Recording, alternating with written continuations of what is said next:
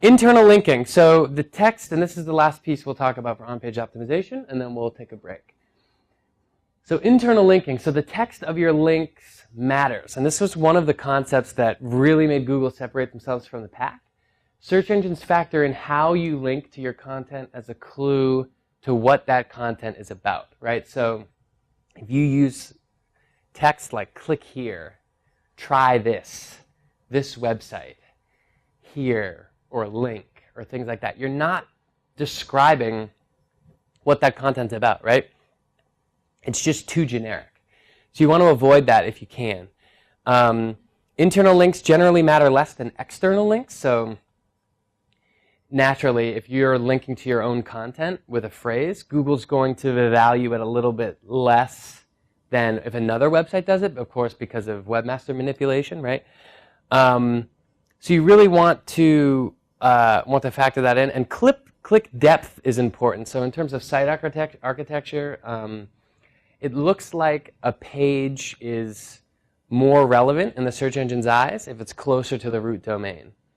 So that doesn't mean you should go in and completely redo your website, but if you have a choice, right, website.com/page.html is considered more authoritative than website.com/folder/folder2/folder3/page.html. Now, that's just an apples-to-apples comparison. There's a lot of other factors, but if you have a choice, it's best to get those pages to sit as close to the root domain as possible. And a really good example of this is if you look at a lot of the SEO blogs, searchengineland.com, one of my favorite geek sites, all of their posts, almost all their posts, sit on the root domain. So any blog post that comes out will be searchengineland.com/name of post. Sometimes that's hard to do with your architecture. It depends on your business goals. It depends on your company. It depends on a lot of other things. But it's just worth keeping in mind.